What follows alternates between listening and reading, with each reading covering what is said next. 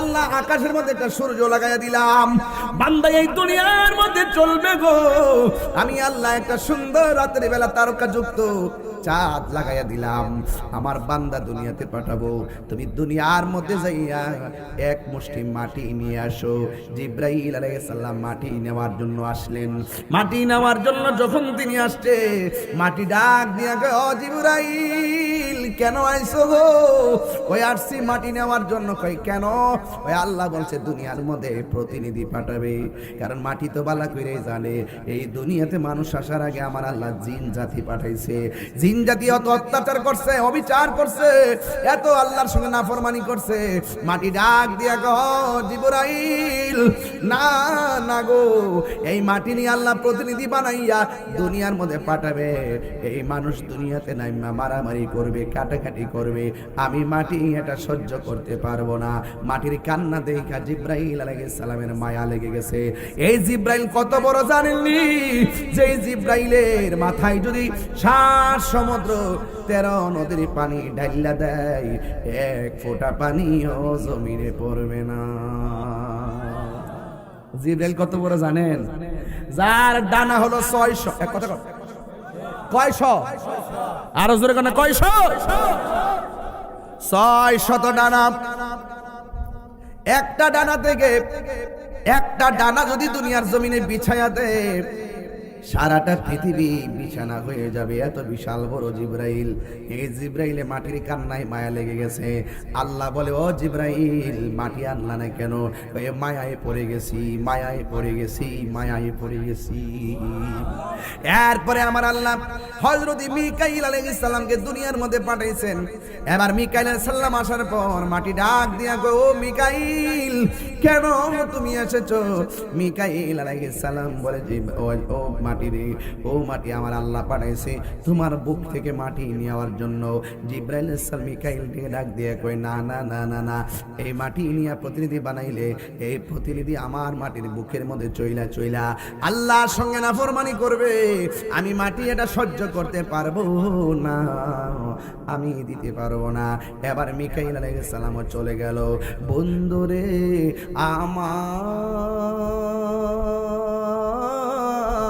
আমার, ও ভৈরবের বাবা, কি ভাষায় ওয়াজ করলে আপনারা বুঝবেন রে বাবা?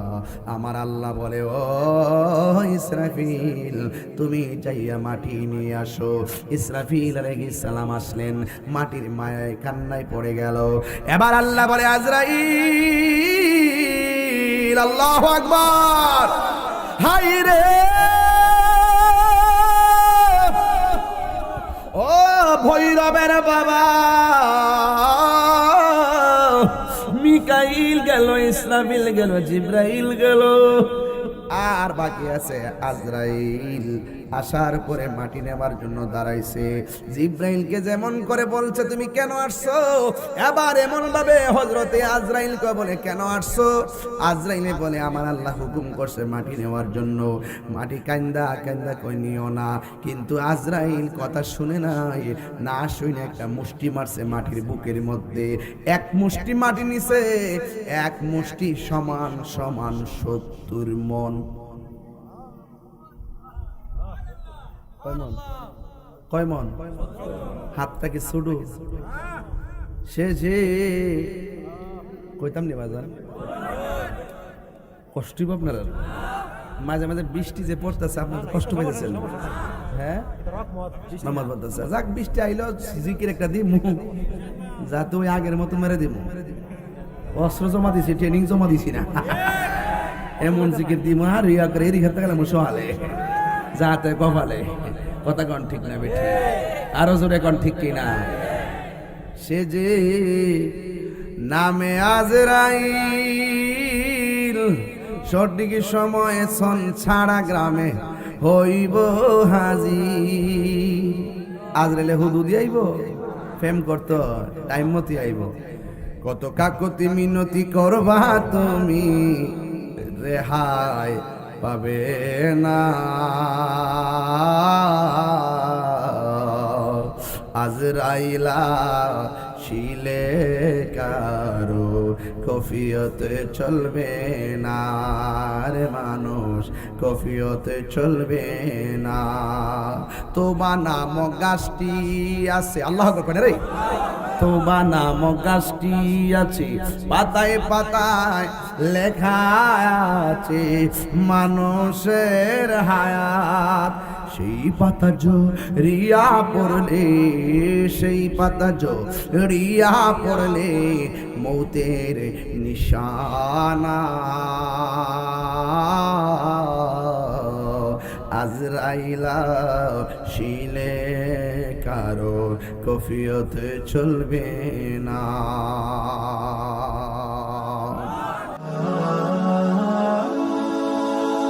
Birampur HD media, the Islamic YouTube channel. আজকে যারা এসেছেন ছন ছাড়াতে অনেক গুরুস্থান আছে না বাবা? কবর মানুষগুলো একা একা রাতে পড়ে আছে, তাই না? আপনারা হয়তো জানেন না, কবরে যাওয়ার পর 3 দিন পরে নাকটা পচে যায়। অনেকে মনে পেটটা বসে ফলে যায় না, না 3 দিন পরে এই নাকটা পচে যায়, ভিতর থেকে পোকামাকড় গুলো এই নাক দিয়ে বের হওয়া শুরু করে। আস্তে আস্তে বের হয়ে যেতে চেহারাটা খাইয়া আস্তে আস্তে এদিকে আসে। 6 দিন পরে আপনার আঙ্গুলের যে নখগুলো আছে এই নখগুলো খুলে পড়ে যায়। 9 দিন পরে আমরা মাথার যে চুলগুলো আছে না বাবা, মাথা থেকে আস্তে করে খুলে পড়ে যায়।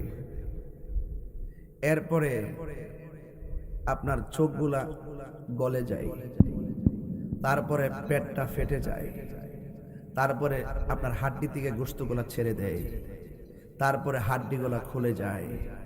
60 বছর পরে আপনার হাড্ডিগুলো মাটির সঙ্গে মিশে যায়। এই চেহারা নিয়ে কত গর্ব। তাহির হুজুর আসবে, কত মানুষ ভালোবাসা নিয়ে আসে দেখতে, শেষ করা যাবে না। স্টুডেন্ট লাইফ থেকে স্টেজে ওয়াচ করার বয়স থেকে মানুষে আমাকে দেখার যে একটা আগ্রহ, দেখলে ছবি তোলা, বসা, কথা বলা, এই যে একটা আগ্রহ, অথচ এই যে চেহারা, আপনাকে আমি দেখছি, আপনি আমাকে দেখছেন, এই যে দেখা দেখির খেলা, আপনার জোরের খেলা, সম্পত্তির খেলা, সম্পর্কের খেলা, বংশের খেলা, দেশের খেলা একদিন শেষ হয়ে যাবে। সত্য বলতেছি কথাটা?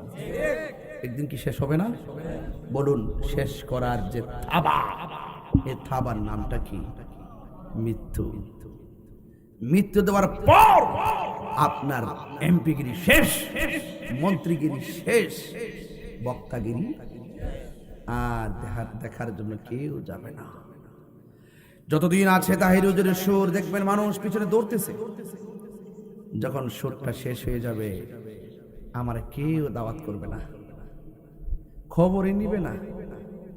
আপনার এলাকার একজন লোক সারা জীবন চা স্টলে বসে আড্ডা মারলো, লোকটা স্ট্রোক করে হসপিটালে পড়ে দিছে, একটু খবরও লয় না।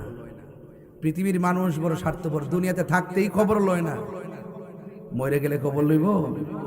বলেন, আসল ঘরের নাম কি? এ পৃথিবীর মানুষ সম্পদের ভাগ নেওয়ার জন্য প্রস্তুত। এই চেয়ার আমি ওয়াজ করতেছি, 11তম মাহফিলে আমি আসলাম। কালকে যদি আমি মারা যাই, দেখবেন 12তম মাহফিলে চেয়ার দখল করার জন্য আরেকজন হুজুর আসবে। আপনার জন্য কোনো কিছু থেমে থাকবে না। আপনি মনে করছেন এতে কাপে চলে গেলে আপনার গরুটা কে ঘাস খাওয়াবে? আপনি আজকে ময়রা দেখেন, কালকে গরুকে ঘাস খাওয়াবার লোক অভাব হবে না। আওয়াজ করেন না কেন? আরে আজকে আপনি ভাবতেছেন আমি যদি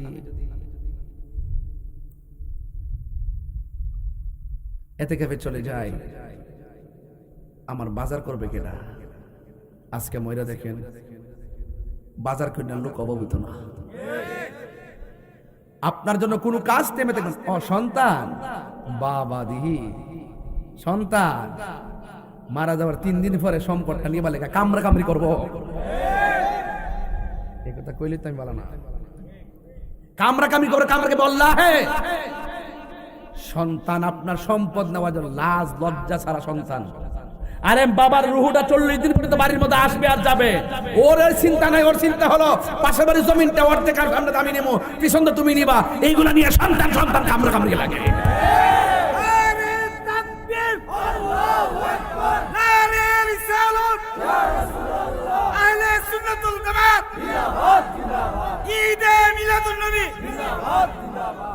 হাত তুলে কোন আল্লাহু আকবার, দুই হাত সোজা করে কোন আল্লাহু আকবার, আর উদ্র আল্লাহু আকবার, তিনবার করে আল্লাহু আকবার। আল্লাহ আপনাকে আমরা ডাকছি একসাথে, আল্লাহ আপনি আমাদের একজন আরেকজনের প্রতি ভালোবাসা পয়দা করে দেবেন, আরো বড় করে কোন আমিন। বাবারা আমার, তাহলে বোঝা গেলে পৃথিবীর কেউ কাহারও আপন। আমার যুবক ভাইয়েরা, রাত্র গভীর হয়ে গেল, ঘন্টা খানেক ওয়াজ করে বিদায় নিব, কিন্তু আওয়াজ করে বলেন আসল ঘরের নাম কি? যত জোরে জোরে আওয়াজ করবেন নিয়ামত দেওয়ার মালিককে। কণ্ঠটা দিছে কে? চোখ দুইটা দিছে কে? এই জন্য আমি বলতে আমার কিছুই নাই, আমি আমার না, আমি কার? আল্লাহ রাব্বুল আলামিন বলেন কাইফা তাকফুরুনা বিল্লাহি ওয়া কুনতুম আমওয়াতান ফাআহইয়াকুম সুম্মা ইউমীতুকুম সুম্মা ইউহয়ীকুম সুম্মা ইলাইহি তুরজাউন। বান্দারে হো বান্দা, তুমি তো জানো না আমি কত মায়া করে তোমার বানাইছি। তোমার চেহারাটারে আমি আল্লাহ নিজের হাত দিয়া বানাইছি। একটার পাশে আরেকজন বসা আছে, আমার ভাইয়েরও নাক আছে, আমারও নাক আছে, আমার সঙ্গে ভাইয়ের নাক মিলে। আমার চোখ আছে, আমার ভাইজানের চোখ আছে, এই চোখের সাথে কি এই চোখ মিলে? আমার ঠোঁট আছে, ভাইয়েরও ঠোঁট আছে। এবার বলুন ঠোঁটের সঙ্গে কি ঠোঁটের মিল আছে? দুইজন না, এখানে হাজার হাজার মানুষ আছেন, হাজার হাজার মা বোনরা আছে, একজনের চোখের সঙ্গে আর একজনের চোখের কি কোনো মিল আছে? আপনারা জবান খুলে কোন এই সুন্দর ডিজাইনার হলো একজন, জবান খুলে বলুন তিনি কে? গফুরুর রহিম।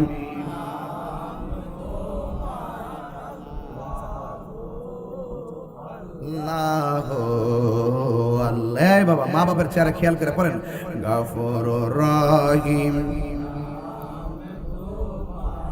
আল্লাহ আল্লাহ আল্লাহ।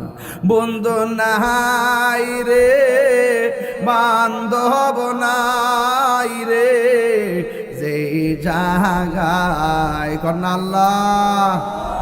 আও সংসারের মানুষ জবানটা খুললে কন্যা আল্লাহ।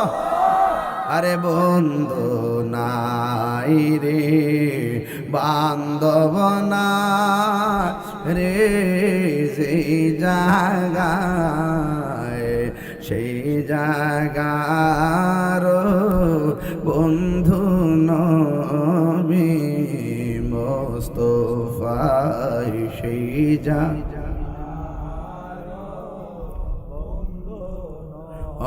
আমি মুস্তাফায়। একটা জবানও বন্ধ রাখবেন না, মহব্বতে মায়ার সুরে বলুন সুবহানাল্লাহ। আল্লাহ বলে বান্দারে, ও বান্দা, তোরে আমি আল্লাহ নিজের হাত দিয়া বানাইছি। হাই রে ও সংসার বাবা, তোর ভিতরে আমি আল্লাহ একটা জিব্বা দিছি, জিব্বার মধ্যে থুতু লাগাইয়া ভিজাইয়া দিছি। যদি ভিজাইয়া না দিতাম বুঝতি কয় মাসে বছর যা। গলাটা শুকনা থাকলে কথা বলতে পারতে না, জিহ্বা লড়াইতে পারতে না, শুকাইতে শুকাইতে জিহ্বা ফাইটটা যাইতো। আমি আল্লাহ এই থুতুটাই তো তোরে দিছি, অথচ এই থুতু দেখলে কেউ ঘৃণা করে, অথচ থুতুর ভিতরে কত মায়া। চিৎকার মেরে কি সুবহানাল্লাহ বলা যাবে না? তুমি মনে করছো চোখের গোড়ায় যে পাতিগুলা দিছে অনর্থক? না না, বড় বড় বিপদ থেকে এই পাতিগুলো মিস কল দেয়, বিপদ আসতেছে চোখের মধ্যে ওই দুই আঘাত লাগে না রে বাবা। এই জন্য আল্লাহ রাব্বুল আলামিন কয় বান্দারি, ও বান্দা তোরে আমি আল্লাহ নিজের হাত দিয়া বানাইছি। ফি আইয়ি সূরাতিম মা শাআ রাক্কাবাক। ও বান্দারা, আমি আল্লাহ তোরে নিজের হাত দিয়া বানাইয়া এই জায়গার মধ্যে আমি তোরে চোখ দিছি। আমি আল্লাহ কত সুন্দর পৃথিবী বানাইছি তুই দেখার জন্যে, দেখা দেখা আমি আল্লাহকে গবেষণা করার জন্যে। প্রাণ দয়াল রে, গৃহস্থেরা দলে দলে হাঁস মুরগি কতই পালে, সন্ধ্যা হলে ডাক দিয়া নে ঘরে। প্রাণ দয়াল রে, গৃহস্থেরা দলে দলে হাঁস মুরগি কতই পালে, সন্ধ্যা হইলে ডাক দিয়া নে ঘরে। যার যত পালিত ছিল সকল রে তো ঘরে নিল, যার যত পালিত ছিল সকল রে তো ঘরে নিল। আমি একা রইলাম অন্ধকারে। প্রাণ দয়াল রে, সন্ধ্যা হইল ডাকে দিনে না মোরে। সুবহানাল্লাহ। বৃষ্টি পড়তেছে, গজবের বৃষ্টি না রহমতের বৃষ্টি? বৃষ্টি দেওয়ার মালিক খেলা। আরো জোরে, আরো জোরে। হায় হায়, উঠতেন না, লইরেন না, বৃষ্টিতে ভিজেন না একটু। যদি এর ভিতরে একটা রহমত পড়ে যায়, বান্দা আল্লাহর বন্ধু হয়ে যাইব। বান্দা আল্লাহর কি হয়ে যাইব? আমার গানের অর্থটা তো বুঝছেন না বাজার? বুঝছেন নি? আপনার ঘরের ভিতরে হাঁসের বাচ্চা আছে না নাই? হাই রে ও সঞ্চারের বাবা,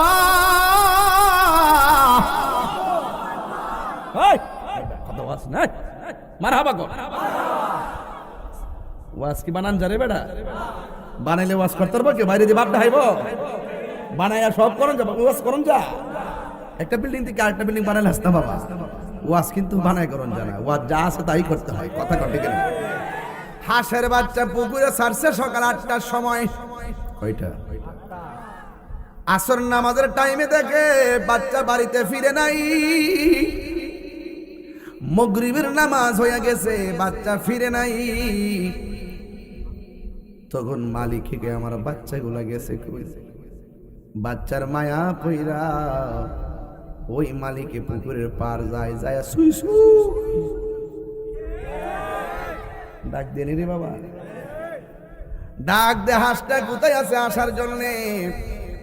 ও যুবকের দল, এবার হাঁসের বাচ্চার মায়া মালিকে পুকুরের পার যায় খুঁজে, বাড়ি খুঁজে, ঘরে ঘরে খুঁজে বাচ্চার মায়া। আল্লাহ বলে বান্দারে, আমি আল্লাহ তোরে বড় মায়া কইরা বানাইছি, কোটি গুণ মায়া আমি আল্লাহর কাছে রেখে দিয়েছি। ও বান্দা, তুই যখন গুনাহ করস আর আমি অপেক্ষা করি ওই নামটা দিলে কখন ডাক দিবি? রহমান। আল্লাহ কই, ও বান্দারা, আমি আল্লাহ দুইটা নাম দিয়েছি, একটা হলো রহমান আর একটা হলো রহিম। এই নাম দিয়া যখন তুই তওবা কইরা আমি আল্লাহর কাছে পাহাড় পরিমাণ গুনাহ লইও যদি চোখের পানি ফেলে যদি কান্দোস, আমি আল্লাহ রাব্বুল আলামিন তোদের জীবনের গুনাহগুলো ক্ষমা করে দিব। আল্লাহ রাব্বুল আলামিন বলে, ও বান্দারা, মিনহা খালাকনাকুম وفيها نعيدكم ومنها نخرجكم তারাতান উখরা। ও বান্দারা, এই মাটি থেকে তোমাদেরকে সৃজন করেছি, এই মাটিতেই তোমাকে দাফন করা হবে, এই মাটি থেকেই তোমাকে উঠাইয়া হাসরের ময়দানে একত্রিত করা হবে। আপনারা জবান খুলে কোন আমাদের আসল ঘরের নাম কি? এই কবর বড় সাংঘাতিক অন্ধকার, কেমনে কবরে পড়ে থাকবো? একটু কারেন্ট গেছে, কেউ কাউরে দেখি না, কিন্তু যুবক এবার কবরের মধ্যে যাওয়ার পরে সাইনেও মাটি, বামেও মাটি, সামনেও মাটি, পিছনেও মাটি, উপরেও মাটি, নিচেও মাটি, এত ছোট একটা ঘর। আল্লাহ কয় বান্দারে, ওই ঘরের মধ্যে তোমাকে আসতে হবে।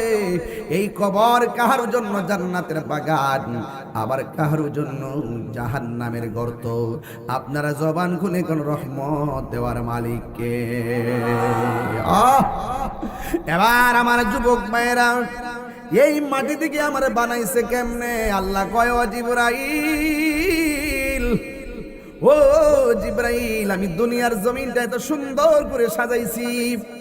আল্লাযী খালাকাকা ফাসাওয়াকা ফাআদালাক ফি আইয়ি সূরাতিন মাশা আরাকাবাক। আল্লাহ কয়, বান্দা, আমি দুনিয়ার মধ্যে বান্দাকে পাঠাবো, এত সুন্দর করে জমিনটা বানাইলাম, বান্দা দুনিয়ার জমিনে চলবে। আমি আল্লাহ সুন্দর করে একটা খুঁটিবিহীন আসমান ছাদ বানাইলাম, একটা খুঁটি আমি লাগাই নাই। বান্দা দুনিয়ার জমিনে চলবে, আমি আল্লাহ আকাশের মধ্যে একটা সূর্য লাগাইয়া দিলাম। বান্দা এই দুনিয়ার মধ্যে চলবে গো, আমি আল্লাহ একটা সুন্দর রাতের বেলা তারকাযুক্ত চাঁদ লাগাইয়া দিলাম। আমার বান্দা দুনিয়াতে পাঠাবো, তুমি দুনিয়ার মধ্যে যাইয়া এক মুষ্টি মাটি নিয়ে আসো। জিবরাইল আলাইহিস সালাম মাটি নেওয়ার জন্য আসলেন। মাটি নেওয়ার জন্য যখন তিনি আসছে, মাটি ডাক দিয়া কয়, ও জিবরাইল, কেন আইছো গো? ওই আসছি মাটি নেওয়ার জন্য। কই কেন? ওই আল্লাহ বলছে দুনিয়ার মধ্যে প্রতিনিধি পাঠাবে, কারণ মাটি তো বালা কইরে জানে এই দুনিয়াতে মানুষ আসার আগে আমার আল্লাহ জিন জাতি পাঠাইছে। জিন জাতি অত অত্যাচার করছে, অবিচার করছে, এত আল্লাহর সঙ্গে নাফরমানি করছে। মাটি ডাক দিয়া কয়, জিবরাইল, না না গো, এই মাটি নিয়ে আল্লাহ প্রতিনিধি বানাইয়া দুনিয়ার মধ্যে পাঠাবে। এই মানুষ দুনিয়াতে নাইমা মারামারি করবে, কাটাকাটি করবে, আমি মাটি এটা সহ্য করতে পারবো না। মাটির কান্না দেখা জিবরাইল আলাইহিস সালামের মায়া লেগে গেছে। এই জিবরাইল কত বড় জানেননি? যে জিবরাইলের মাথায় যদি 7 সমুদ্র 13 নদীর পানি ঢাইলা দেয়, এক ফোঁটা পানিও জমিনে পড়বে না। জিবরাইল কত বড় জানেন? যার ডানা হলো 600। এক কথা কয়শো? আরো জোরে কেন? কয়শো? 600 ডানা। একটা ডানা থেকে, একটা ডানা যদি দুনিয়ার জমিনে বিছায়া দেয়, সারাটা পৃথিবী বিছানা হয়ে যাবে। এত বিশাল বড় জিবরাইল। এই জিবরাইলে মাটির কান্নায় মায়া লেগে গেছে। আল্লাহ বলে, ও জিবরাইল, মাটি আনলা না কেন? মায়ায় পড়ে গেছি, মায়ায় পড়ে গেছি, মায়ায় পড়ে গেছি। এরপরে আমার আল্লাহ হযরত মিকাইল আলাইহিস সালামকে দুনিয়ার মধ্যে পাঠাইছেন। এবার মিকাইল আলাইহিস সালাম আসার পর মাটি ডাক দিয়া গো, ও মিকাইল, কেন তুমি এসেছো? মিকাইল আলাইহিস সালাম বলে, ও মাটি রে, ও মাটি, আমার আল্লাহ পাঠাইছে তোমার বুক থেকে মাটি নেওয়ার জন্য। জিবরাইল আলাইহিস সালাম মিকাইলকে ডাক দিয়ে কয়, না না না না না, এই মাটি নিয়ে প্রতিনিধি বানাইলে এই প্রতিনিধি আমার মাটির বুকের মধ্যে চইলা চইলা আল্লাহর সঙ্গে নাফরমানি করবে, আমি মাটি এটা সহ্য করতে পারবো না, আমি দিতে পারবো না। এবার মিকাইল আলাইহিস সালাম চলে গেল। বন্ধুরে আমার, ও ভৈরবের বাবা, কি ভাষায় ওয়াজ করলে আপনারা বুঝবেন রে বাবা? আমার আল্লাহ বলে, ও ইসরাফিল, তুমি যাইয়া মাটি নিয়ে আসো। ইসরাফিল আলাইহিস সালাম আসলেন, মাটির মায়ায় কান্নায় পড়ে গেল। এবার আল্লাহ বলে, আজরাইল, আল্লাহু আকবার, হাই রে, ও ভৈরবের বাবা, মিকাইল গেল, ইসরাফিল গেল, জিবরাইল গেল, আর বাকি আছে আজরাইল। আসার পরে মাটি নেবার জন্য দাঁড়াইছে। জিব্রাইলকে যেমন করে বলছে তুমি কেন আসছো, এবার এমন ভাবে হযরতে আজরাইলকে বলে কেন আসছো। আজরাইলে বলে আমার আল্লাহ হুকুম করছে মাটি নেওয়ার জন্য। মাটি কান্দা কান্দা কই নিও না, কিন্তু আজরাইল কথা শুনে নাই, না শুনে একটা মুষ্টি মারছে মাটির বুকের মধ্যে। এক মুষ্টি মাটি নিছে, এক মুষ্টি সমান সমান 70 মন। কয় মন? হাতটাকে ছুডু সে যে কইতাম নি বাজার কষ্ট আপনার মাঝে মাঝে বৃষ্টি যে পড়তেছে আপনার তো কষ্ট পেয়েছেন। হ্যাঁ নামাজ পড়তেছে, যাক বৃষ্টি আইলো জিকির একটা দিই মুখ যাতে ওই আগের মতো মেরে দিব।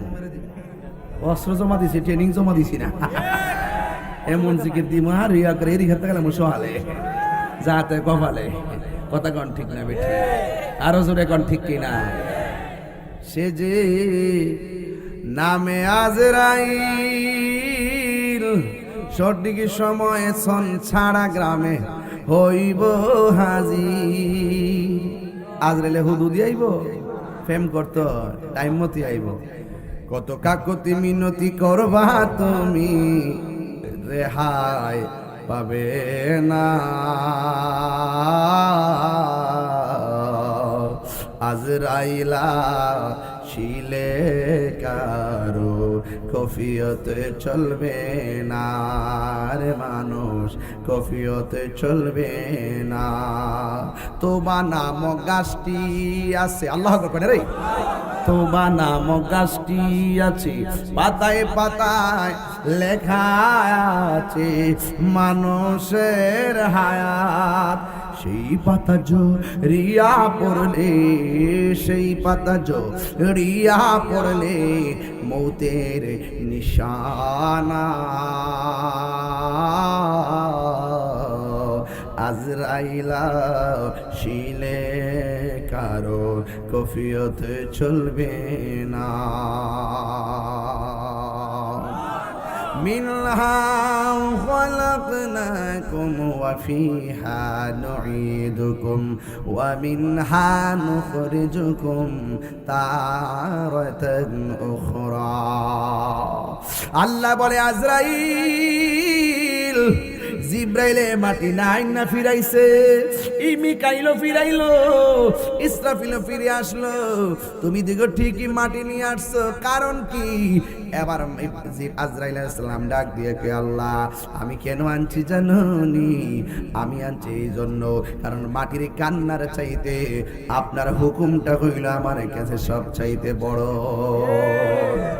এরপর আল্লাহ কয় আজরাইল বুঝেছি তোমারই তো দরকার। সুবহানাল্লাহ কথা গেলে গান এই মাটি দিয়া মানুষ বানাবো, পাশে বৈশা মা কানবো, ভাই কানবো, আমি আল্লাহর হুকুম তুমি পালন করবা দায়িত্বহীন ভাবে। এই জন্য মাটি দিয়া যত প্রতিনিধি বানাবো, কিয়ামত পর্যন্ত যত মানুষ দুনিয়ার মধ্যে যাবে সব মানুষের রূহ কবজ করার দায়িত্ব আমি আল্লাহ তুমি আজরাইলকে দিয়ে দিলাম। আল্লাহ বলে ফেরেশতারা রে, ও ফেরেশতারা বানাও, বান্দা বানা। সুবহানাল্লাহ। এবার ফেরেশতারা বান্দা বানাইতে যাই আদম রে প্রথম সিলেক্ট করলো। আদম আলাইহিস সালামের গলা পর্যন্ত বানাইছে। আল্লাহ কয় ফেরেশতারা এবার রাখো, গলা থেকে মাথার তালু পর্যন্ত এই অংশটা আমি আল্লাহ নিজের হাত দিয়ে বানাবো। এরপরে আমার আল্লাহ খালাকাল্লাহু আদম আলা সূরাতিহি। ও বন্ধু, আদম আলাইহিস সালামের সূরতটা আমার আল্লাহ নিজে বানাইছে গো। বান্দারে ও বান্দা, আদম আলাইহিস সালামরে যখন বানাইছে, আদম আলাইহিস সালামকে বানানোর পর আদম আলাইহিস সালামকে দুনিয়ার মধ্যে যে জায়গায় পাঠাইছে ওই দেশটার নাম হলো শ্রীলঙ্কা। জোরে কোন দেশ? ওই দেশের নাম হলো শ্রীলঙ্কা। ওই শ্রীলঙ্কার মধ্যে আদম নবী আইছে গো। এই সময় থেকে হাওয়া এবং মা হাওয়া এবং আদম আলাইহিস সালাম একজন হলো শ্রীলঙ্কা, আরেকজন হলো জেদ্দা। এমন ভাবে আল্লাহ যখন পাঠাইছে বিশলে মেসে ওই যে ওইটা জায়গা ফুলামান গরম একটু লাগলে গোস গরমও লাগে, ঠান্ডা দিলে গোস ঠান্ডা লাগে। আল্লাহ কয় আই তো না আইব আর যাইব, আসা যাওয়া কি যন্ত্রণা আসা যাওয়া, কি যন্ত্রণা জানে রে দয়া, আর আসতাম না। ঠিক কি না ঘুমাইছস গা বেড়া, সেতিনা দিকে মনে করছে রাখ, আর একটু দেখে লই,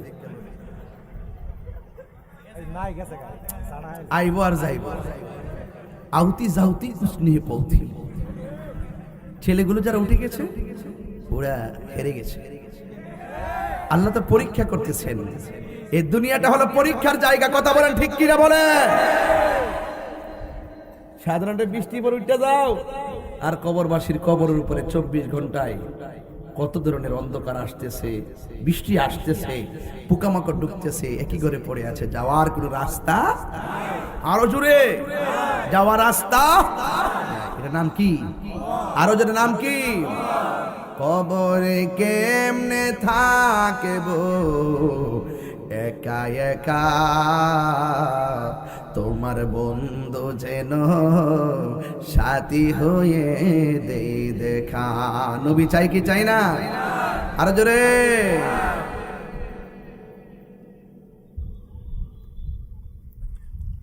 এবার দুনিয়ার জমিনে আদম এবং হাওয়াকে পাঠিয়েছে গো। সেই দিন থেকে জোড়ায় জোড়ায় সন্তানগুলো হতে এই পর্যন্ত আমরাও এসেছি। আমার দাদা যাওয়ার সময় যে আনুষ্ঠানিকতা ছিল, আমিও যাওয়ার সময় সেই আনুষ্ঠানিকতাই হবে। দাদা জিন্দিগি থাকার অবস্থায় হাঁটা চলার আনুষ্ঠানিকতা ছিল, আমিও জিন্দা অবস্থায় হাঁটা চলা করি। দাদা মারা যাওয়ার পর মাইকি এলান করে দেওয়া গুলো মারা গেছে, আমিও মারা গেলে এলান করে দেওয়া হবে আমি মারা গেছি। দাদা মারা যাওয়ার পর কাপড়ের কাপড় কিনে আনছে, আমিও মারা যাওয়ার পরে কাফনের কাপড় কিনে আনা হবে। দাদা মারা যাওয়ার পরে মসজিদের খাট আনা হয়েছে, আমিও মারা যাওয়ার পরে খাট আসবে। 4 জন কাদের মধ্যে কইরা আমার দাদাকে যাই নামাজের মাঠে নিয়ে গেছে, আমাকেও কাদের মধ্যে করে জানাজার মাঠে নিয়ে যাবে। দাদা মাজার সময় মানার সময় যেই আনুষ্ঠানিকতা কবরে শোয়াইছে, আমিও মারা যাওয়ার সময় আমারও কবরের মধ্যে এমন ভাবে শোয়াইয়া দিবে যেমন করে দাদারে চিরদিনের জন্য কবরের মধ্যে শোয়াইয়া দিয়াইছি গো, আমারও মানুষ চিরদিনের জন্য শোয়াই দিয়াইব। আজকে সংসারে এত মানুষ রাত্র 1টার সময় ওয়াজ শুনতেছে, কিন্তু আমি মারা গেলে রাতের তো দূরের কথা দিনের বেলা কবর জিয়ারত করতে যাবে না। এই জন্য সবার এক কথাই একটাই, এই পৃথিবীর কেউ কারো আপন না, সবচাইতে বড় আপন সোনার মদিনাওয়ালা। ঠিক কিনা? এই সংসার গ্রামে আজরাইল আসছে কি আসে নাই দেখছেন নি? কেউ দেখে নাই গো। দেখবেন যেই দিন আপনার সামনে চলে আসবি বড় একটা আজরাইল, তার মাথা থাকবে আসমানে, পা থাকবে জমিনে, বড় একটা আজরাইল আপনার সামনে আইসা এমন ভাবে দাঁড়াইব, দেখা মাত্রই রক্তগুলা পানি পানি হয়ে যাবে, স্যালাইন বন্ধ হয়ে যাবে। যুবকের দল, এত বিশাল বড় আজরাইল সঞ্চারা গ্রামে আপনার ঘরে, আপনার ঘরের সামনে যখন আসবে রে, ওই মুহূর্তে আমার নবী, আপনার নবী বলেন, আজরাইলের সবার সামনে ভয়ঙ্কর সূরতে আসবে না, কারো সামনে বন্ধুর মতো আসবে, বন্ধুর মতো আসবে, বন্ধুর মতো আসবে। আইসা আপনাকে সালাম দিব আর বলবে আসতে পারি। এবার ইমানদারের কাছে গিয়া মাতার কাছে যায় বসবে। এই ওয়াজটা আমি আজ থেকে প্রায় 21 বছর আগে বৈরব করছিলাম রে। আমি সব সময় যখন ওই গানটা গাইতাম, তখন দোকানের মধ্যে কই থেকে বাউল বক্তাইছি, কই থেকে গানাদার বক্তাইছে গান গায়, অথচ মৌলবীরা আমার গজলের অর্থ করার ক্ষমতা নাই। দুয়ারে রংমহলে থাকবারে বন্ধু, পালঙ্কে শুইয়া কোন সন্ধানে মন চূড়ায় ঢুকিবে আসিয়া, দুয়ারে হরি থইয়া প্রবেশ করলো কেমনে, আর কি দেখা হবে রে সংসারবাসী জীবনে, মায়া নিধন হারাইলাম ঘুমের ঘরে স্বপনে, আর কি দেখা হবে রে বন্ধু জীবনে।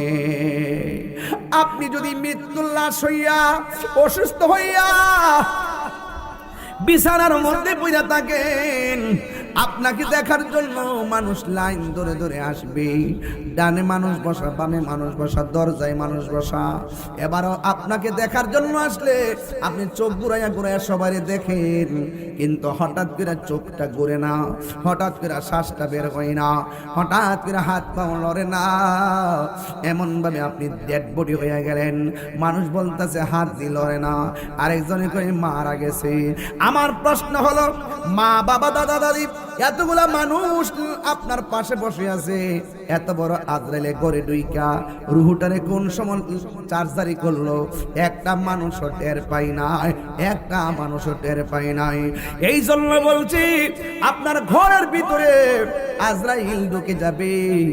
এই জন্য আমার ভাইয়েরা, আমার নবী আপনার নবী রহমাতুল লিল আলামিন বলেন, একদিন আমি রাতের বেলা ঘুমায় রইলাম, ঘুমের করে স্বপ্নে দেখলাম আমার কাছে আজরাইল আসছে। জুরি বলেন না কে আসছে?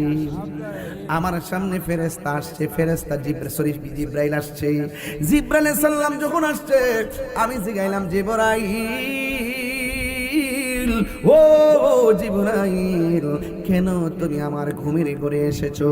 এবার জিবরাইল আলাইহিস সালাম কই, নবী গো, এবার একটু সামনে তাকান না। যেই মাত্র নবী আমার সামনে তাকাইলো, তাকায়া কি দেখতেছেন? আমার নবী আপনার নবী বলেন, আমি দেখতেছি একদল মানুষকে পাথর দিয়ে দিয়ে মাথা ভাঙ্গা ফেলাইতেছে। জিবরাইল রে, এইরকম ভাবে মাথা কেন ভাঙতেছে, কারণ কি? জিবরাইল আলাইহিস সালাম বলে, ইয়া রাসূলুল্লাহ, নবী গো, ও মায়ার নবীজি, এই মানুষগুলাকে কেন মাথা ভাঙতেছে জানেননি? এই মানুষগুলা দুনিয়াতে তাইকা তার মা বাবারে কষ্ট দিয়েছে। কিয়ামত পর্যন্ত যারা মা বাবাকে কষ্ট দিবে, তাদের মাথাগুলো ফেরেশতারা এমন ভাবে গুড়া বানাইবো। ইয়া রাসূলুল্লাহ, একটু সামনে তাকান। আমার নবী একটু সামনে তাকালো। আল্লাহর হাবিব ডাক দিয়া বলে, আল্লাহ পড়তে হবে, ও জিবরাইল,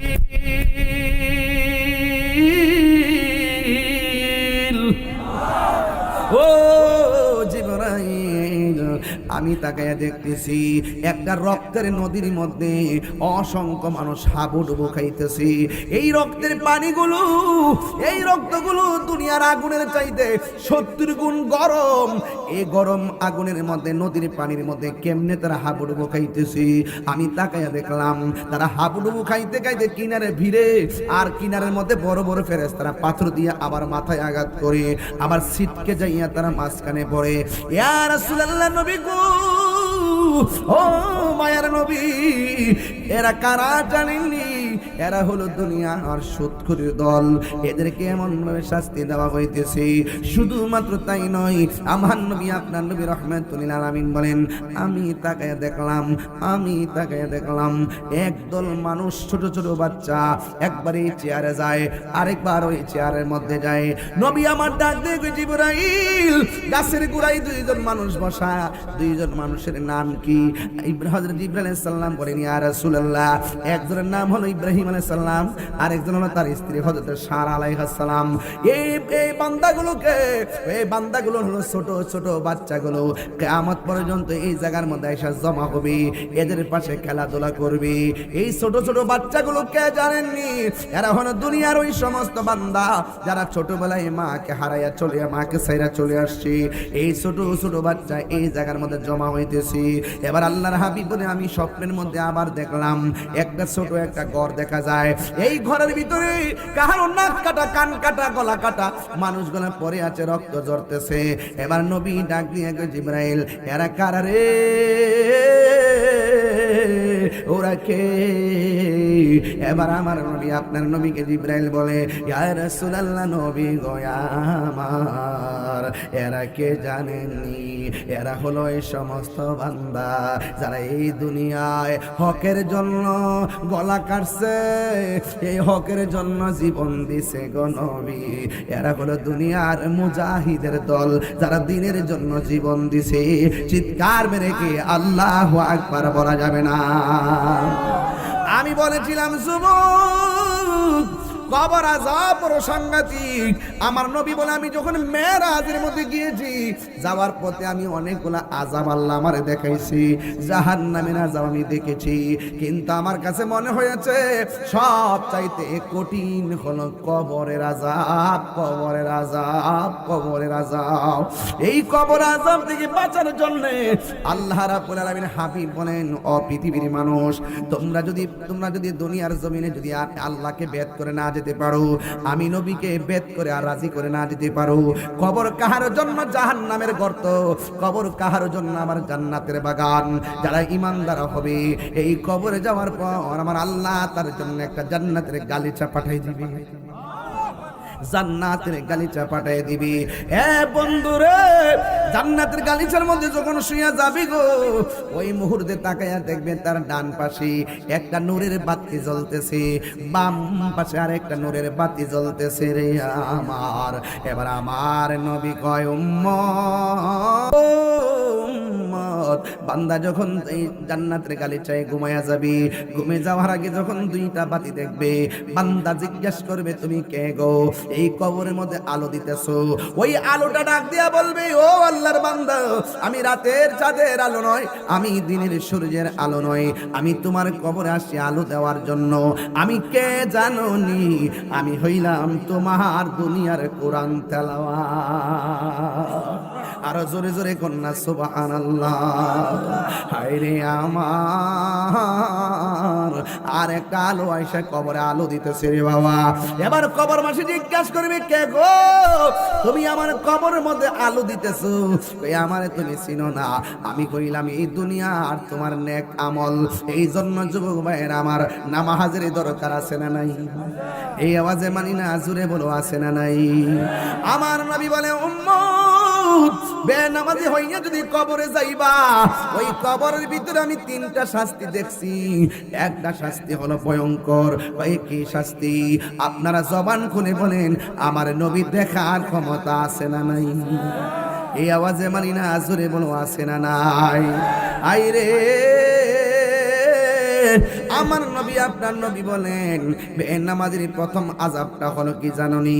এই ডান পাশের মাটি পৃথিবীর এক প্রান্তে যাবে, বাম পাশের মাটি আরেক প্রান্তে যাবে, দুই পাশের মাটি যাইয়া এমন জোরে একটা চাপা মারবো রে বাবা, ডান পাশের হাড্ডিগুলা বাম পাশের হাড্ডির ভিতরে ঢুকে যাবে, বাম পাশের হাড্ডিগুলো ডান পাশের হাড্ডির ভিতরে ঢুকে যাবে। হ্যাঁ পৃথিবীর মানুষ, এবার আমার নবী, আপনার নবী রহমাতুল আলামিন বলেন, যখন দুই পাশের মাটি আমার চাপা মারবো, দুই পাশের মাটি তোমার চাপা মারবো, ওই কবরের মানুষটা এমন জোরে আল্লাহর ডাক দিয়া বলবে, আল্লাহ,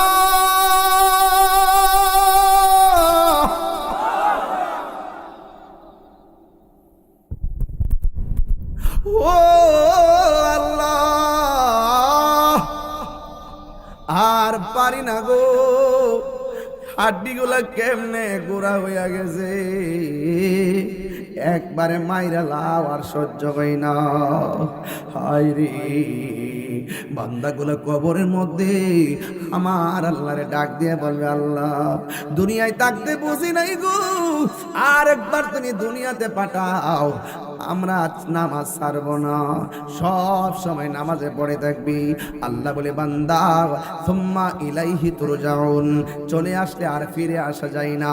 এই কবর মধ্যে প্রথম আযাব হলো দুই পাশের মাটি তোমার চাপ মারবে।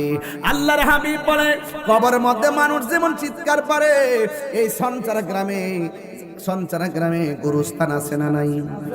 যদি আমাদের একটু সুযোগ দিত, গুরুস্থানের মধ্যে যদি যাইতাম, এমন একটা কান যদি আল্লাহ দিত কবরের আওয়াজ শোনার, তাইলে আমরা সবাই শুনতাম কি জানেননি? কবরবাসী এখনো বলতেছে, আগুন তাপ লাগিয়া লাগিয়া, বাঁচাও বাঁচাও বাঁচাও। কি কবরবাসীর কান্নার আওয়াজ শুনে না? আল্লাহর হাবিব বলে, দুইটা জাতি ছাড়া সবাই কবর আযাবের আওয়াজ শুনবে। ও যুবক, দুইটা জাতিকে আমার আল্লাহ কয়, মানুষ কবরের আযাবের আওয়াজ শুনবে না, জিন কবরের আওয়াজ শুনবে না। কয় কেন? কয় আমি আল্লাহ জিন এবং মানুষকে বানাইছি ইবাদতের জন্য, আর কাহার হিসাব হবে না, মানুষের হিসাব হবে। আল্লাহ রাব্বুল আলামিন বলেন, ওয়া মা খালাকতুল জিন্না ওয়াল ইনসা ইল্লা লিয়াবুদুন। আল্লাহ রাব্বুল আলামিন বলেন, আমি মানুষ এবং জিন জাতিকে সৃষ্টি করেছি একমাত্র আমি আল্লাহর গোলামি করার জন্য। এই জন্য আমার নবী কয়, উম্মত, নামাজ ছাড়া কবরে গেলে খবর আছে। তখন ঠিক কিনা? নামাজ ছাড়া কবরে গেলে খবর আসেনি, খবর আছে। আমার নবী বলেন, কবরের প্রথম আযাব হলো বেনামাজি। দুই পাশের মাটি এমন করে চাপা মারবে। দুই নম্বর আযাব হলো জাহান্নামের আগুনের তাপ দেওয়া হবে কবরে। কারণ এই আগুনটা দুনিয়ার আগুনের চাইতে 70 গুণ বেশি আগুনের আওয়াজটা হবে।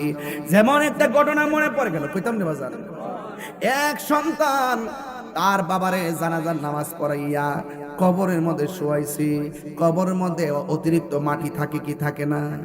কবর দেওয়ার পরে কিছু মাটি দেখবেন টাল হয়ে ফিরে থাকে। এবার সন্তানরা মনে মনে ভাবতেছেন, আমার বাবার কবরের উচ্ছিষ্ট মাটি দিয়ে একটা স্মৃতি বানাবো। স্মৃতি বানাইতে যাই একটা কলস বানাইলেন, মাটির একটা কলস বানাইছে। বানাইয়া রাতের বেলা এই কলসের মধ্যে পানি রাখছে। সকালবেলা ওইটা দেখে এই পানিটা আগুনের চাইতে আরো গরম হয়ে গেছে। এবার সকালবেলা পানি রাখছে, রাতের বেলা দেখে আগুনের মতো গরম হয়ে গেছে। একদিন না, 2 দিন না রে বাবা, 3 দিন পর্যন্ত পানি গরম হয়ে যায়। যদি ঘরের ভিতরে পানি রাখো আগুনের মতো গরম হয়ে যায়। এবারে এক ভাই আর একবারে ডাক দিয়ে কয়, ভাই রে ঘটনাটা কি? আমার আব্বার কবরের মাটি দিয়ে কলস বানাইলাম, কবরের পায়ে কলসের পানি কেন গরম হয়ে যায়? আর এক ভাই ডাক দিয়ে কয়, ওই কবরের মাটি দিয়ে কলস বানাইছি, আর পানি রাখলে গরম হয়ে যায়। এই বেদ কেউ বোঝার ক্ষমতা নাই। চলো আমার আল্লাহর বন্ধুর কাছে যাই। আল্লাহর বন্ধুর কাছে গিয়ে বলে, ও আল্লাহর বন্ধু, আমার বাবারে কবর দিলাম, এই কবরে উচ্ছিষ্ট মাটি দিয়ে আমি কলস বানাইলাম, এই কলসের পানি কেন গরম হয়ে যায়? আপনারা আওয়াজ করে বলেন, আল্লাহর বন্ধু জানার ক্ষমতা আছে না নাই? আল্লাহর বন্ধু ডাক দিয়া কয়, তোমার কলসের পানি কেন গরম হয়ে জানো নি? কারণ তোমার আব্বার যেই কবরের মাটির মধ্যে শুইছে, এই কবরের মধ্যে ভালো অবস্থানে নাই, কবরের মধ্যে আযাব হইতেছে। এই আযাবের প্রতিবিম্ব তোমার কবরের মাটি কলসের মধ্যে ফালাইয়া তোমাদেরকে সতর্ক করা হচ্ছে। এখনো সময় আছে, নামাজ পড়ো, এখনো সময় আছে গো। আমার নবীর দামান ধরো। এবার আমার নবী, আপনার নবী বলে, 2 নম্বর হলো কবরের ভিতরে জাহান্নামের আগুন ঢুকাইয়া দেওয়া হবে। বাড়ির পাশে আগুন লাগলে ফায়ার সার্ভিসে আগুন নিভাইতে যায়, কিন্তু কবরের মধ্যে আগুন জ্বললে কেউ জানার নিভাইব দূরের কথা, কান দিয়েও শোনার কোনো ক্ষমতা নাই। আমার দাদা কেমন আছে আমি জানি না, বাবা কেমন আছে আমি জানি না, নানা কেমন আছে আমি জানি না, আমি জানি না আমি কেমন থাকবো, কেমন থাকবো, কেমন থাকবো। এই একা একা কবরে কেমনে থাকবো গো?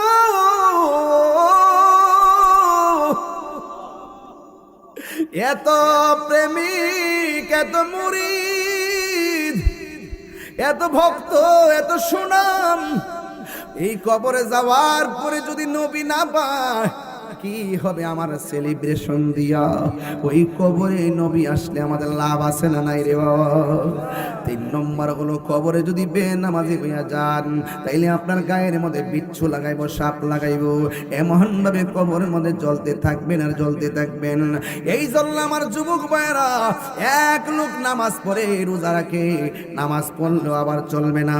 নামাজ যারা পড়ে তারা মুনাফিকি করে না, নামাজ যারা পড়ে তারা হারাম খায় না, নামাজ যারা পড়ে তারা হারাম খায় না, নামাজ যারা পড়ে তারা ঘুষ খায় না, নামাজ যারা পড়ে তারা সুদ খায় না। এখন প্রশ্ন হলো হুজুর, আমার দেশে নামাজও পড়ে হারামও খায়, একটাই কথা মনে রাখবেন, নামাজ পড়াও যারা হারাম খায় এদের নামাজ কোনো কাজে আসবে না। কথা বলেন ঠিক কিনা?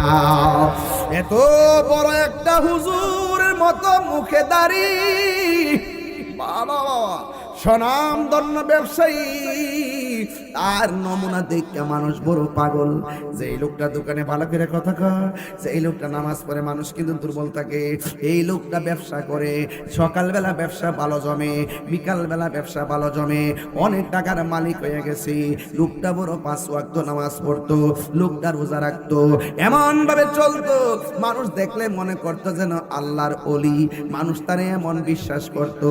আপনারা জবান খুলে গন, আজরাইল তো একদিন না একদিন কাছে আসবে কি আসবে না? আজরাইল আমার কাছে আসবে। ও বন্ধু, বন্ধু রে, আজরাইল একদিন আসবে। এমন ভাবে ব্যবসায়ীর সামনে আজরাইল এসে গেছে। দেখবেন কিছু কিছু মানুষ অকালে মারা যায়, শাস্ত্রে চা খাইতেছে, বিকাল বেলা বুকে ব্যথা ওইটা মারা গেছে। এমন দৃষ্টান্ত সঞ্চারা গ্রামে আছে না নাই? ওই মানুষটা হঠাৎ করে মারা গেছে, মানুষ আর দুঃখ রাখার জায়গা নাই। এই লোকটা এত সুন্দর করে ব্যবসা করতো, লোকটা মারা গেল। এই লোকটা এত সুন্দর করে দাড়ি দুড়ি রাখছে, লোকটা মারা গেল। এই লোকটা সুন্দর সুনামধন্য ব্যবসায়ী, এই লোকটা মারা গেছে। মানুষের আফসোসের সীমা নাই। আমার দেশে দেখবেন ভালো একটা মানুষ মারা গেলে তার কবর করবার লাগে দেখবেন 60-70 জন যায়, যায়নি 60-70 জন চলে যায়। এই জন্য কবর করবেন, কবর করা ভালো। আমার নবী, আপনার নবী রাহমাতুল লিল আলামিন কবর আযাব সম্পর্কে অনেক কঠিন কঠিন কথা বলে গিয়েছেন। আমি যেই কথাটা বলতেছিলাম কথাটা শেষ করি। এবার লোকটা যখন মারা গেছে, যে এই লোকটার নামাজ পড়ে সৎ ব্যবসায়ী, তার ভক্ত সমাজে আছে না নাই? ওই ভক্তের মধ্য থেকে কয়েকজন ভক্ত গেছেন গুরুস্থানে কবর করার জন্য। এবার যখন কবর করা শেষ হয়ে গেল, যেই মাত্র তারা কোদাল নিয়ে বাড়িতে আসবে, বন্ধুরে আমার, ও সঞ্চারার বাবা, এবার আমার নবী, আপনার নবী দেখেন কবর আযাব কত কঠিন, শুনেন। এবার যখন গেছে মানুষে কবর করার জন্যে, কবর করা শেষ হয়ে গেছে, কোদাল নিয়ে যখন বাড়িতে আইসা কবরের দিকে তাকাইছে, তাকায়া দেখতেছেন কবরের ভিতরে বিষধর সাপ এসে গেছে। এবার ওরা মনে মনে কয়, এত সুন্দর মানুষটা মারা গেল, যে এই মানুষটা 5 ওয়াক্ত নামাজ পড়তো, যে এই মানুষটা রোজা রাখতো, যে এই মানুষটার মুখের মধ্যে দাড়ি, মাথার মধ্যে টুপি, যে এই মানুষটা এত সুন্দর করে ইবাদত করত, এই মানুষটা মারা গেল, আমরা কবর করলাম, কিন্তু কবরের ভিতরে কেন সাপ আসলো? এরা দুইজন এলাকার মধ্যে জানাইলো, গ্রামবাসী সিদ্ধান্ত নিল, লাশ তো দাফন করা লাগবে, আবার কবর করো। একটা কবর করা কিন্তু অনেক কঠিন। এত মাটি তিল্লা যারা কবর করে তারা বোঝে কবর করা কত কঠিন। ও বন্ধরে, বন্ধরে, ও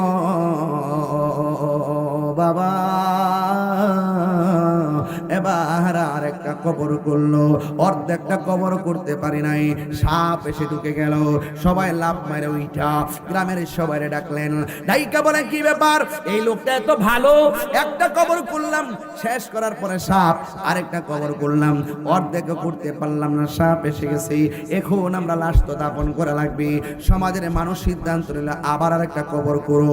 এবার আরেকটা কবর করে গেল, মাশাআল্লাহ সুন্দর করে কবরটা করলো। কবর করার পরে দেখেন কোন ধরনের সাপ নাই। হঠাৎ করে তাকিয়ে দেখি কবরে এক পাশ থেকে সাপ এসে গেছে। এবার ওরা মনে মনে কয়, আমি কত কবর করতাম আর সাপ দেখতাম, এখন কি করব? এবার ইন দি মিন টাইমে তারা মনে মনে ভাবেন, কবর করা তো অনেক কঠিন, কবর করা অনেক কঠিন। ও বন্ধুরে আমার, ওরা মনে মনে কয় আমরা কবর কুরমু কত, আর সাপ আসবে কত, সময়ের তো ব্যাপার। ওরা তখন দৌড়াইয়া আমার নবীর কাছে হাজির হয়ে গেছে। দয়া করে নবী গো, নবী গো, ও মায়ার নবী, আমাদের সমাজের একটা ভালো মানুষ মারা গেল, কবরের মধ্যে দেখি শুধুমাত্র সাপ আর সাপ, এখন আমরা কি করব? আল্লাহর হাবিব ডাক দিয়ে কয়, ও এলাকাবাসী, তোমরা আবার যাইয়া কবর করবা, কবর করার পরে সাপ থাকলেও এই কবরে দাফন করবা, না থাকলেও দাফন করবা। এবার সুন্দর করে কবর করলেন, সাপ নাই। জানাজার নামাজ পড়লেন, সাপ নাই। গুরুস্থানে গেছে, সাপ নাই। ইন দি মিন টাইমে যেই মাত্র লাশটা নামাইবার জন্য দুইজন কবরে নামবো, ওই মুহূর্তে তাকায় দেখে ওই কবরের মধ্যে বিষধর সাপ ঢুকতেছে। নবী তো বলছেন এইভাবে দাফন করতে হবে। লাশটারে ভালাইয়া সুন্দর করে বাঁশবুশ দিয়া ডাকনা দিয়া তারা চলে গেছে। এবার বাজারের মধ্যে আলোচনা শুরু হয়ে গেল, এত ভালো একটা মানুষ মারা গেল, কবর কেন লাশ নিল না? এত ভালো একটা মানুষ মারা গেল, কবর কেন লাশ নিল না? কারণটা কি? এবার এরা মনে মনে কয় তুই জানোস নি? কই আমি তো জানি না। কই কেন? আমি কি তার মনের খবর জানি নাকি?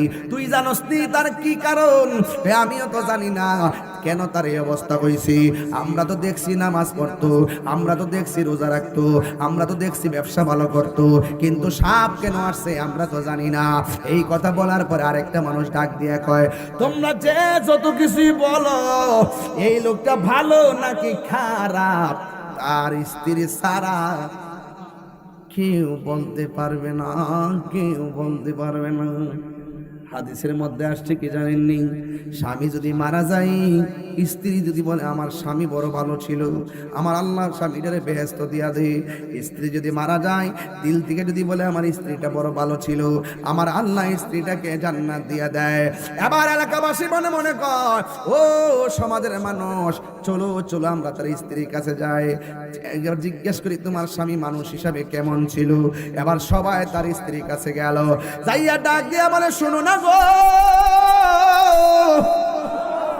তোমার স্বামী আমরা দেখছি 5 ওয়াক্ত নামাজ ছাড়ে নাই, আমরা দেখছি তোমার স্বামী রোজা ছাড়ে নাই, ব্যবসা করছে ভালো, কিন্তু তোমার স্বামীর কবরের মধ্যে দিতে পারি নাই, বারবার সাপ এসে গেছে। আমরা তোমার কাছে জানতে চাই, তোমার স্বামী এমন কোন কর্ম করছেনি যেটা আমরা জানি না, এই কর্মের জন্য সাপ আসতে পারি। এবার স্ত্রীটা ডাক দিয়ে কয়, আছে গো আছে। কয় কি আছে? একটু জোরে জোরে কন আল্লাহু আকবার। ও বন্ধুরে আমার, জবানটা খুলে কন অন্তরের মালিককে। এই আওয়াজে মানি না, জোরে বলেন না কে? প্রাণ দয়াল রে,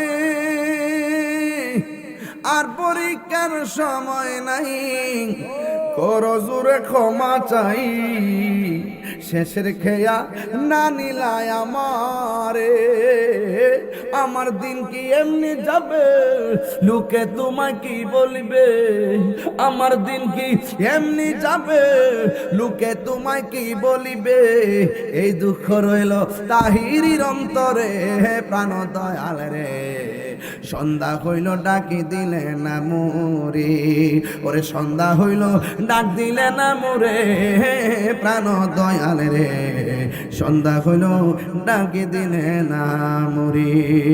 আরে এই গজলটাই বইয়ের মধ্যে আছে, 50 টাকাতে নিয়ে আসে না আমার ছেলেটা, এরা ইয়ে করে। আরেকটা আছে, প্রাণ দয়াল রে, পার ঘাটাই পার হব বলে সূর্য গেল অস্ত চলে, কত ঘাটে করিলাম প্রার্থনা, আধারে গিরিল ধরা, পথ দেখি না দিশে হারা, হাত ধরে পথ কে দেখাবে মোরে, প্রাণ দয়াল রে, সন্ধ্যা হইল ডাকি দিলে না মোরে, সন্ধ্যা হইল। আরে বাবা যাইতেছে কত বেলা নাকি যাইতেছে? কথা কোনা কি লেখা? কেউ যে ডাইকা কিনারে বেরোনে না বাবা, কেউ কাউরে কিনারে বেরোইতো না। পৃথিবীর কেউ কাউরে ঘরে, পৃথিবীর কেউ কাহার ঘরে আগুন দেয় না, যার যার ঘরে আগুন দেওয়া লাগবে, যার যার ঘরে আলো দেওয়া লাগবে। আমার ভাইয়েরা, এই যে বন্ধন, এই যে সুন্দর বন্ধন, হারিয়ে যাব একদিন আমি, রবনায় ভুবন চিরদিন।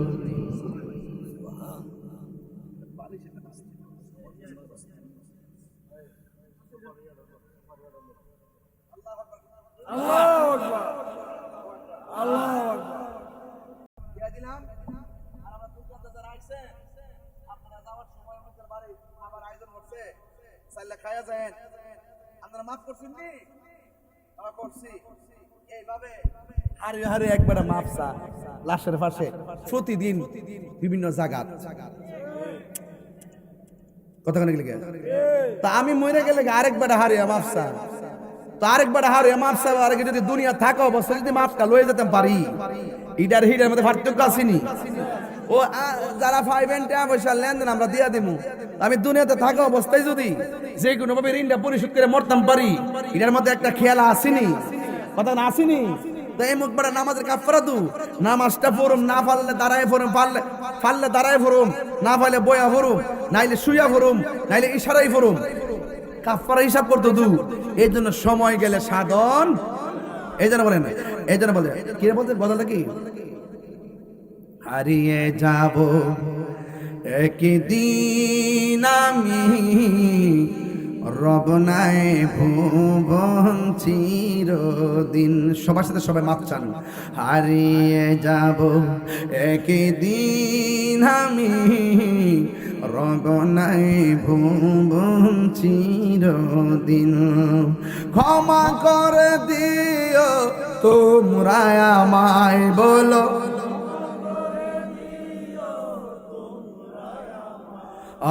ভুল করে তাকি যদি কোনো দিন হারিয়ে যাব একে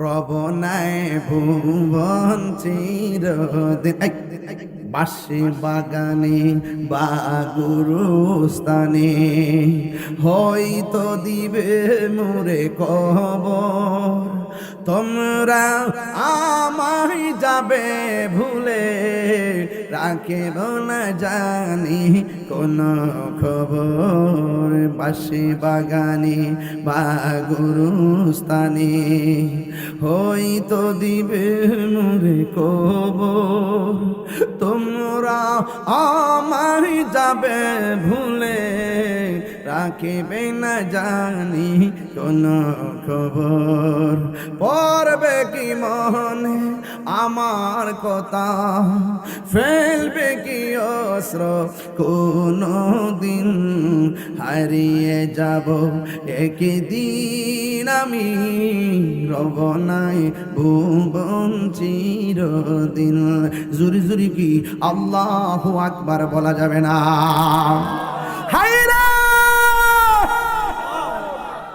যা কেউ জানে না গো জানে কে এই আওয়াজে মানি না জুড়ে বলো জানে কে আরো জুড়ে আমার আল্লাহ জানে রে বাবা এবার প্রতিবেশী যাইয়া স্ত্রী ডাক দিয়ে কয় তোমার জামার লাশটা যে কবর লইছে না গো সাফ সহকারে যে আমরা দাফন করলাম আমরা দিলে তো মানে না মনে তো মানে না একদিন তো আমরা একসাথে চলছি আমরা ঘুম হয় না তুমি জানো নি তোমার স্বামীর কবরে কেন সাপ আসছে এমন কোন কাম করছিনি যে এই কামের দ্বারা কবরে সাপ আসতে পারি স্ত্রীটা সাথে সাথে চোখের পানি ফালাইয়া দিছে যাইয়া ডাক দিয়ে গো শোনো না গো আমার স্বামী নামাজ পড়তো ভালো কথা রোজা রাখতো ভালো কথা হজ করেছে ভালো কথা মাথায় টুপি রাখে ভালো কথা আপনাদের সঙ্গে সম্পর্ক খুব ভালো কথা কিন্তু আমার স্বামীর একটা বদ অভ্যাস ছিল আল্লাহ আল্লাহ কি বদ অভ্যাস কয় আমার স্বামী ব্যবসা করতো ওজন দিয়া মাইপা ব্যবসা করতো আমার স্বামী সব সময় দ্রব্যমূল্যের সাথে কংক্রিট মিশাইয়া দিত দিয়া দিয়া ওজন বাড়াইয়া মানুষকে ঠকাইতো আমার মনে হয় এতে আমার আল্লাহ বেজার হয়ে গেছে আমি অনেকবার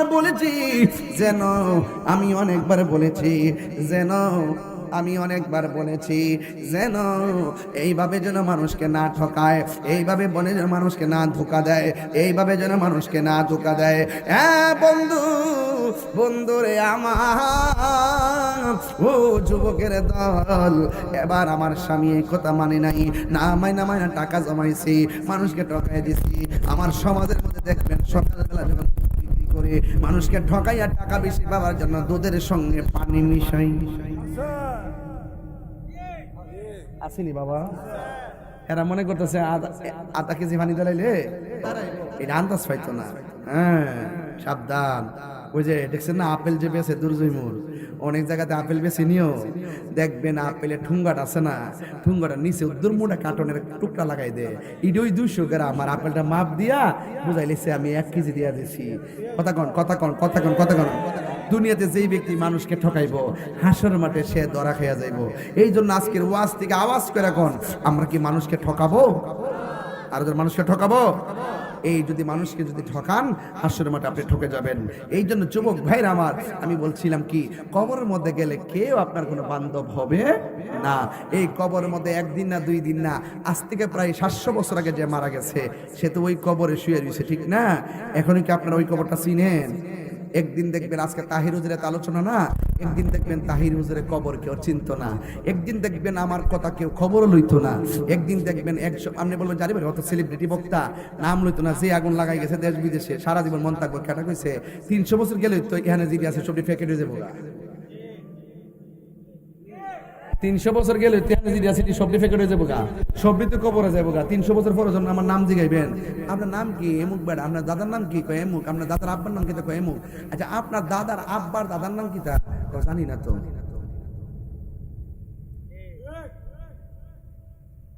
এদিকে তোমার নাম কি? পিয়ার হোসেন। তোমার আব্বার নাম কি? সাইদুল্লাহ খান। তোমার দাদার নাম কি? ইয়াকুব আলী। দাদার আব্বার নাম কি?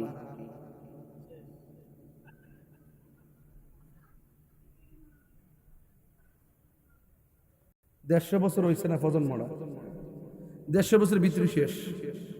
আমরা ভাবছেন আমরা জিফুত আমরা খবর রাখবো, আমরা জিফুত খবর রাখবো, জিফুতের করে নাতির হইব, নাতির করে দেওয়ার পরে আমরা বিল নাই, ডাইরেক্ট বলে যাবে। এই জন্য কি বলছি, এমন কাজ করে যান বাবা শাহজালালের মতন 750 বছর পরে যেন শুধু সন্তান না, পিতৃকুল মাতৃকুল না, পৃথিবীর মানুষ মনে রাখে। এক কথা বলেন, ঠিক কিনা বলেন? এই বাবা শাহজালাল 700 বছর চলে গেল, তোমাকে এখনো মানুষ চিনে। তোমার পাশে অনেক মানুষের কবর দেখি, তাদেরকে কেউ চিনে না, তাদেরকে মনে রাখে না। তোমাকে চিনে কেন? শাহজালাল বলেন, আমার জীবনটা বস্তুর নামে কুরবান করে দিয়েছি, এই জন্য আমি মরে যাওয়ার পরেও আমি জিন্দা রয়েছি। কথা বলেন, ঠিক কিনা বলেন?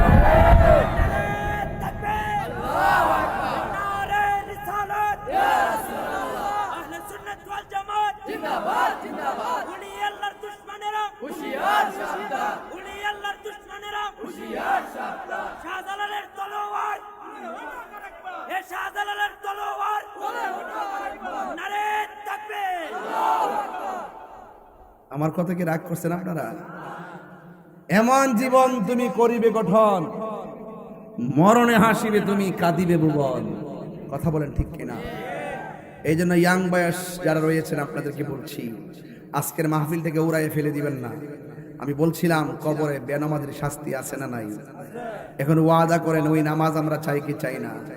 আর বড় করে বলুন, চাই কি চাই না? নামাজ পড়ো রে, হুজুরি কলবে নামাজ পড়ো।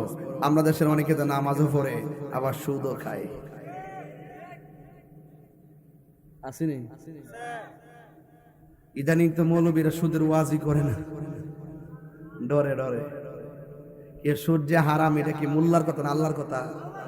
তো আল্লাহর কথা কইতে যায় যে মোল্লা ডরা, এটা একটা দালাল মৌলবী। কথা কোন ঠিক না বেটি?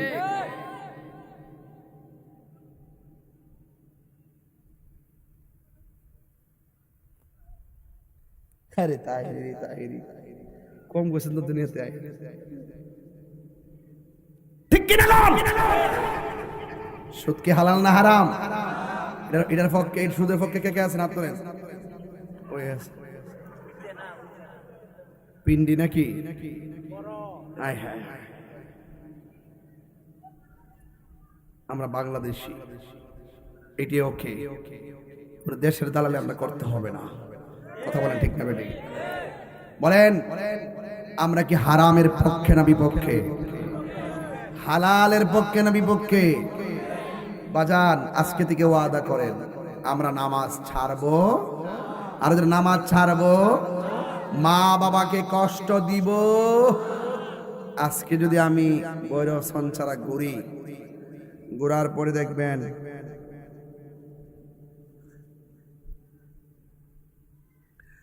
শতকরা 70 ভাগ ঘরের মধ্যে মা বাপ বিচার দিব, হুজুর ওয়াজ তো ঠিকই করেন, আমার জিভুত আপনার সামনে বইয়া ওয়াজটি হুনে এ ওয়াজ হুইন নই আইসা আমার লগে শুরু করে দেয়। আমার দেখতে পারে না, আমার গালাগালি করে, আমার সইতে পারে না। বিয়ার আগে যেমন তেমন আছেন, বিয়ার পরে তো হ্যাঁ আমার নাম রইল না। মা বাপ বুড়া বয়সে কান্দে গো, যে মা বাপ সন্তানের ভবিষ্যৎ গড়বার লাগিয়া এত কিছু করলো, সেই মা বাপ যখন দুর্বল হয়ে যায়, সন্তান পাষাণ হয়ে যায়। এমন সংসার আছে না নাই? ফাউডারদের কয়ে দেওয়া যায়, ওয়াজ শুনলে আর এই লাইটিং সাজালে কাম হইতো না, যে বাপ মা আপনার দ্বারা কষ্ট পায়। আজকে আমার ঘর থেকে বের হওয়ার সময় করেছে অনেকগুলা লোক মুড়ি দিব। আমি তো দেখা যাক নে ওয়াজের পরে, ওয়াজে পড়াইলেন না, তবে মুরিদ বড় কথা না, এখানে অনেক মুরিদ আছেন। আমি একটা কথা কয়ে দেওয়া যায় আবারও, মা বাপরে কষ্ট দিয়ে আমি তাহিরির কাছে মুরিদ হইয়া আপনি আমার আম্মা আব্বা আব্বা করবেন, আপনার মতন মুরিদ আমার দরকার নাই। কথা কি বুঝতেছি? আর যে ফিসাব কইব মা বাপের খেদমত লাগবে না, এটা ফিসাব না, এটা হলো বেঈমান। সঠিক বলতেছি কথাটা? এই জন্য ওরা বাপটা আপনার সংসার সমাজে আছে না নাই? আল্লাহর দোয়াই দিয়া কয়, মা বাপ যদি চোখের পানি ফালাইয়া কয় ইসরে ফুত করলে কি আপনি যত টাকার মালিক হন মাগার শান্তি পাইতেন না। কবরে যাওয়ার সময় দেখবেন আপনি ইমান নিয়ে যেতে পারতেন না। আরে মা বাপের মনে কষ্ট দিয়া মাহফিল কবুল হইব দূরের কথা, মক্কা মদিনায় হজ করলেও তো কবুল হইতো না। কথা কোন ঠিক না বেটি? মা বাপের দোয়াই ওলি আল্লাহ হইছে এমন প্রমাণ সমাজে আছে না নাই? আরে এক সন্তানরে মা কইতাছে, পুত্রে আমার তো ঘুমে ধরছে, জানালাটা লাগাই দে। যায়া দুইটা, আগে তো দুইটা পাট ছিল, নিচে একটা পাট উপরে একটা পাট, এখন আধুনিক হইছে গ্লাস গোলাস। তখন ছেলেটা নিচের পাট লাগা আর উপরের পাট খুলে রাখে, উপরের পাট লাগা নিচের পাট খুলে রাখে। মা ঘুমায় গেছে গা। ঘুম থেকে গভীর রাত্রে ওঠার পরে মা জিজ্ঞাসা করে, পুত্রে তুমি এখন দাঁড়াই গেছো কি লেগে? সন্তান ডাক দিয়ে, আম্মা আপনি তো সন্ধ্যারাইতে আমার বলছিলেন জানালা লাগাইবার লাগিয়া, এখন কোনটা খুলতাম কোনটা লাগাইতাম এটা তো কর নাই, এই জন্য সারা রাত উদুল বদল কইরা আমি দাঁড়াই রইছি। মা তখন উজু করছেন, তাহাজ্জুদের নামাজটা পড়বার লাগিয়া যাই নামাজটা নিয়ে আইছেন, আর সাথে সাথে আল্লাহরে দুইটা হাত তুলে দিছে, ডাক দিয়া কয়, আল্লাহ ও আল্লাহ, আমার জাদুমণি আমার আরামের জন্য সারা রাত সজাগ থেকে বাতাস খাওয়াইছে, আমার সন্তানটারে তুমি সুলতানুল আরিফিন বানায় দাও। ইতিহাসের পাতায় দেখা গেল ওই সন্তানটাই মায়ের দোয়া হয়েছে, যে এই সন্তানটার নাম হলো হযরত বাইজিদ বুস্তামি। মায়ের দোয়ার মধ্যে কোনো স্বার্থ আছে? তা আমাদের পোলাপান বিয়ে করার পর মা বাপের খবর লয় না। এই জন্য আল্লাহর ওয়াস্তে অনুরোধ করবো, আপনি মা বাপের প্রেমে পাগল হন, মা বাপের জন্য যদি আপনি দেবানা হন, মা বাপ আপনার জন্য যদি দোয়া করে, তাইলে আপনি কি হবেন জানেন? আপনি দেখবেন আল্লাহর ওলি হয়ে গেছেন, এবং আপনার জীবনে দেখবেন অভূতপূর্ব পরিবর্তন চলে আসবে। এই জন্য ভিতরে আমার মা বোনরা অনেকে ওয়াজ শুনতেছেন, মা বোনদেরকে বলবো, আপনাদেরও অনেক দায়িত্ব আছে। সন্তান পেটে নিয়ে গালাগালি করবেন না, সন্তান পেটে নিয়ে স্বামী স্ত্রী ঝগড়া করবেন না, সন্তান পেটে নিয়ে বেহায়াপনার মতো হাটে ঘাটে বাজারে ঘোরাফেরা করবেন না, সন্তান পেটে নিয়ে জিকির করবেন, সন্তান পেটে নিয়ে দুরূদ পড়বেন, সন্তান পেটে নিয়ে নামাজ পড়বেন, সন্তান পেটে নিয়ে নফল রোজা রাখবেন, সন্তান পেটে নিয়ে আল্লাহ আল্লাহ তাসবিহ করবেন। দেখবেন এই সন্তান যেদিন প্রসব হবে, সেই সন্তানটা দুনিয়াতে ওলি আল্লাহ হয়ে আসবে। কথা কন না কেন? এই জন্য আপনারও কিছু দায়িত্ব আছে। শুধুমাত্র সন্তান বাবা মাকে করবে এমন না, বাবা মারও দায়িত্ব আছে তার সুন্দর একটা নাম রাখা, বাবা মারও দায়িত্ব আছে তাকে দ্বীনের শিক্ষা দেওয়া, বাবা মার দায়িত্ব আছে তাকে 7 বছর নামাজের কথা বলা, 9 বছর তাকে পিটাইয়া মসজিদে পাঠানো, সুশিক্ষা এলমি শিক্ষায় দেওয়া, এটাও বাবা মার দায়িত্ব। কারণ সন্তান ছোটবেলা তার লাইন বুঝে না, ছোট সন্তান কি সিদ্ধান্ত নিবে, এই সিদ্ধান্ত বাবাকে নিতে হবে। সন্তান বুঝে ওঠার আগে গুরুত্বপূর্ণ সিদ্ধান্ত বাপ মা নিলে, এই সন্তান যখন দেখবে বাবা মা একদিন মারা গেছে, এই সন্তান লোকজন নিয়ে বাপ মার কবরে দাঁড়ায় কবর জিয়ারত করবে। কথা বলেন ঠিক না বেঠে? এই জন্য বাবা আপনাদের কাছে অনুরোধ রইল, অবশ্যই অবশ্যই আল্লাহর ওয়াস্তে যেন আপনারা বাবা মার সেবা করেন। এবং বাবা মাকে বলবো, আপনার সন্তানকে সকালবেলা ভোরবেলায় বক্তব্যে পাঠিয়ে কোরআন তেলাওয়াত শিখাবেন। কেন? এই কোরআনটা কবরের মধ্যে আলো দিবে। শুধু তাই নয়, হাসরের মাঠে যখন আপনাকে যদি আপনি দুজুকি হয়ে যান, দুজুকের মুখে এই কোরআনটা দাঁড়ায় যাবে, দাঁড়ায় বলবে, আল্লাহ আমি এই কোরআনকে তোমার বান্দা আরামের ঘুম হারাম কইরা দিন রাত তেলাওয়াত করেছে, আমি কোরআনের সুপারিশে তাকে জান্নাত দিয়ে দাও। রাসূল বলেন, হাসরের মাঠে জাহান্নামী বান্দাকে কোরআনের সুপারিশে জান্নাতে দিয়ে দিবেন। চিৎকার মেরে কোন সুবহানাল্লাহ। তাহলে এই কোরআন আমাদের ঘরে ঘরে দরকার আছে না নাই? আজকে দেখা যায় কিন্ডার গার্ডেনের কারণে আজকে আমার সন্তানগুলো কোরআন থেকে দূরে চলে গেছে। আজকে আমি সরাসরি মাহফিলে বলেছি, এখনো বলছি সরকারের কাছে অনতি বিলম্বে প্রাইমারি স্কুল যেগুলো আছে প্রাইমারি স্কুলে তাড়াতাড়ি ধর্মীয় শিক্ষার ব্যবস্থা করেন, কারণ এই সময়টা হলো আরবি শিক্ষার সময়। আজকে এই সময়টা প্রাইমারিতে যাওয়ার পর কোরআন তারা শিখতে পারে না, ধর্ম শিক্ষারা বুঝে না, এই জন্য অনেক পোলাপান কোরআন থেকে দূরে চলে যায়। আপনারা বলুন, প্রাথমিক বিদ্যালয়ে আমাদের ধর্ম শিক্ষক দরকার আছে না নাই? এই আওয়াজে মানে জোরে আছে না নাই? এই ওয়াজটা যাবে দেশ বিদেশে, আমার কথাগুলো সবাই শুনবে, কারণ ধর্ম যদি ভিতরে না থাকে আপনি কর্ম করে কি করবেন? আপনার ধর্ম কর্ম সবই পাশাপাশি লাগবে। ধর্ম যার ভিতরে থাকে কর্ম তার চলিত হয়, আর ধর্ম যার ভিতরে থাকে না কর্ম তাকে বিপথে নিয়ে যায়। কথা বলেন ঠিক কিনা বলেন? এই জন্য হাত তুলে বলুন, আমরা সবাই নামাজ পড়তে চাই কি চাই না? আরো জোরে, আরো বড় করে বলুন, আরো বড় করে। কিরে এত ডিস্টার্ব করলে কেমন? কারণ এসে আল্লাহ রাস্তায় আলাদাটা চালাইস না, তেলের চিন্তা করিস না। মারহাবা জোরে কোন একটা ছেলে হাত তুলবেন, হুজুর আজকে ওয়াজ করছেন কবরের, মা বাপের ওয়াজ করতেছেন, তবে বিয়ে করার পরে সত্যি করে করি যে এই বাপ মা শখ করে বিয়া করাইছেন, ও আইসা বারাবাত খাওয়াইব, হুজুর ফানি বানাই দিব, ওমাগ গুমাগ গুমাগ গুমাগ গুমাগ, হুজুর ফানি বানাইবো দূরের কথা, খাওয়ানোর ফানি তো দেয় না। আসিনি এমন আসিনি? আপনি যতই কন ও তো অবশ্যই আপনি মায়া করবেন, আমি কই না যে আপনারা মায়া করেন না।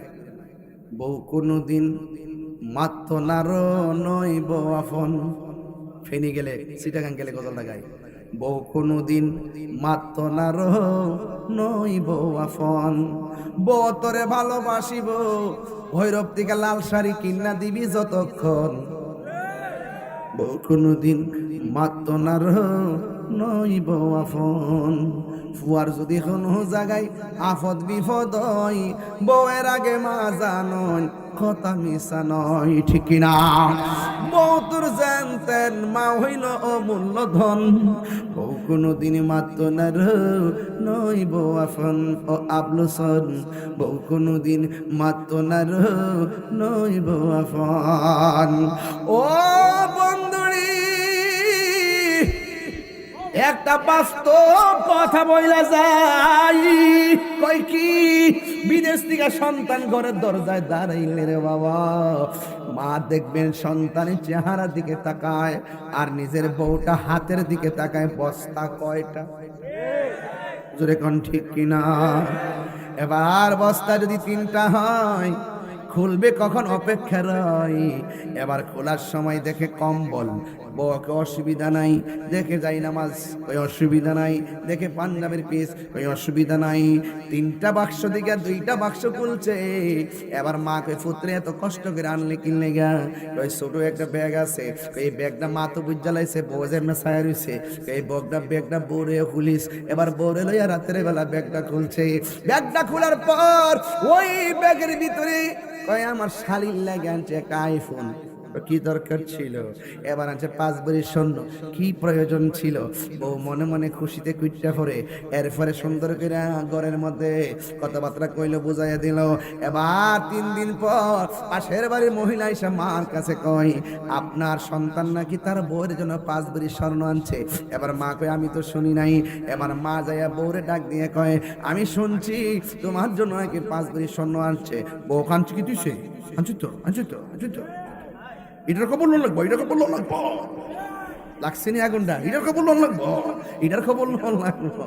এবার লাগছে নি। মা কো পুত্রে পুত, আমার বউ লাগে তুই স্বর্ণ আনছ, আমার কইলে তো আমি খুশি হইলাম। হইলে আমি কি আর ফিন্দার বয়স আছে রে ফুত, স্বর্ণ বেচছে তোরা লেখাপড়া করাইছি, অঙ্কের কালে স্বর্ণ বেচা লিছি তোরা মানুষ করবার লাগিয়া, আর ওহনকে আমি বুড়া বয়সে স্বর্ণ ফিন্দুম। তুই যদি ফুত বাইরের মানুষ করবার আগে যদি আমার কইতি, আমার মনটা শান্তি পাইলাম। হইলে আর 5 ভরি স্বর্ণ আনছ, তুই বিদেশ থেকে আইছ, সুট ডাকাত কত কিছু আছে, তুই যদি আমার কইতি যে স্বর্ণ আনছ, আমি সারা রাত বাইরে থেকে তোর স্বর্ণটি পাহারা দিলাম। হইলে হ্যাঁ, মা কিন্তু কষ্ট পাই না, ছোট ছোট কথায় কষ্ট পায়। আমরা অনেক সময় বুঝি না, আরে মারে কইলে কইব না কইলে না, অসুবিধা কি? হ্যাঁ, ব্যাংকে কত টাকা রাখে, বউর কাছে কয়, মার কাছে কয় না। আরে বেটা মা কি ভাগ নিব? ব্যাংকে কত টাকা রাখে, কোনখানে জায়গা রাখবো, মার সঙ্গে পরামর্শ করে না। কাপড় কিনতে গেলে বুঝায় না, মারে মনে করে বেহুব আর কি। আহা, যে বাপটা এখনো তো পাঞ্জাবিরা বালিশ নিচে ডুহাইয়া ইস্তারি করে, আর তোমারে মার্কেট থেকে নতুন কাপড়টি কিনে এনে দেয়। আর মার জন্য তো খালি কাপড় মার্কেটে গেলে বল লেগে জিল লেগে ফুতে লেগে সব কিনে পরে লাস্টে কো আম্মা আমিটা মনে আছি না, মারটা মন তাহে না, হে বিয়া করছে না, হে বিয়া বইছে। ঠিক কিনা? সমাজটা শেষ হয়ে গেছে। একটা মা বাপ সংসারের মধ্যে শান্তিতে নাই, একমাত্র এই পোলাপানদের কারণে। চটনার দৌড় চটনার এত কষ্ট করে বিদেশে টিহাড়ে দিয়ে বিদেশ পাড়া, এর বাপ 14 গোষ্ঠী লেগে কথা করার সুযোগ পাব, বাপ মার লগে 1 মিনিট ফোন দেওয়ার সুযোগ পানা।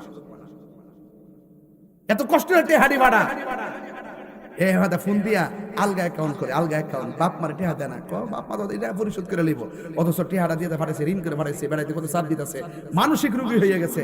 অনেক মা বাপ টেনশন করতে স্টুক করে, কথা কোন ঠিক না বেঠি।